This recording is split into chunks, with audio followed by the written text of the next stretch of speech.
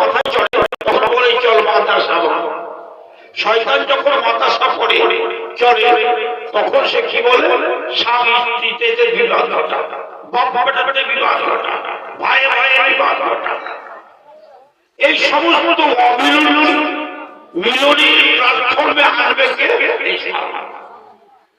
আপনি স্ত্রীকে সালাম দিতে শিখেন, বাপকে সালাম দিতে শিখেন, মাকে সালাম দিতে শিখেন, ভাই বোনকে সালাম দিতে শিখেন। দেখেন আপনার জীবন কত সুখী হবে। আসুন আমি আপনাদের দোয়া দিচ্ছি, আপনারা আমাকে দোয়া দিবেন, এটাই আপনাদের কাছে আমার অনুরোধ। একবার মহব্বতের সাথে আমি হৃদয় জুড়ি আপনাদের আমি দোয়া দিচ্ছি।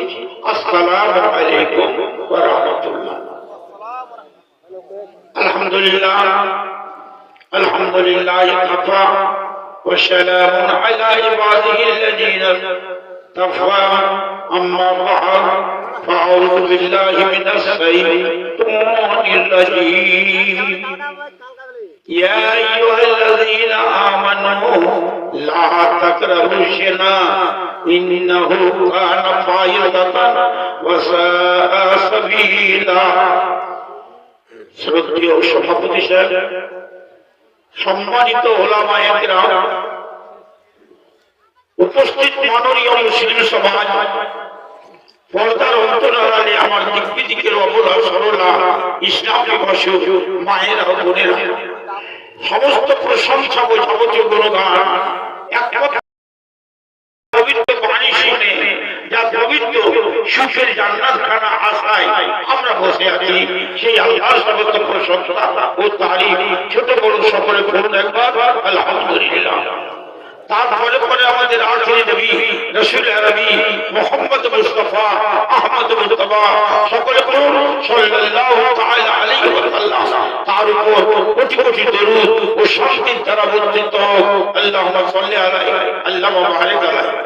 ভাই বোন মা বোনেরা, যারা মনে করছেন চলে যাব,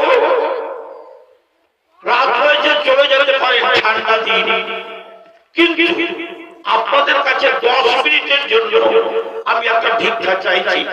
একটা হাদিস আমার শুনবেন, শোনার পরে যদি মনে লাগে থাকবেন, আর না হয় চলে যাবেন।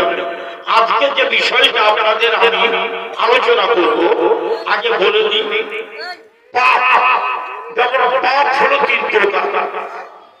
দুঃখ করবেন না, এটা বড় পাপ, এটা মেজ পাপ, এটা ছোট পাপ।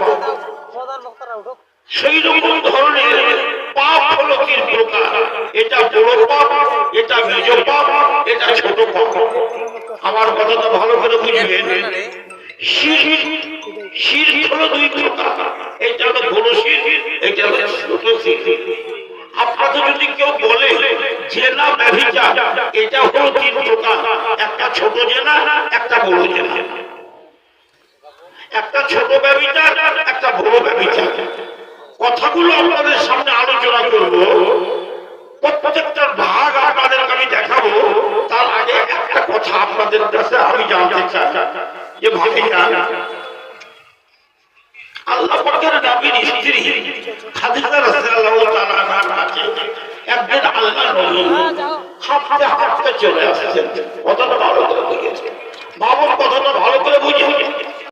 আল্লাহ নবীকে যেদিন নবুয়তের দায়িত্ব দেওয়া হচ্ছে, ইকরা বিসমি রাব্বিকাল্লাযী খালাক নাযিল হয়েছে, সেই 5টা আয়াত নিয়ে আল্লাহ নবী কাঁপতে কাঁপতে খাদিজার কাছে এসে কি বলছেন?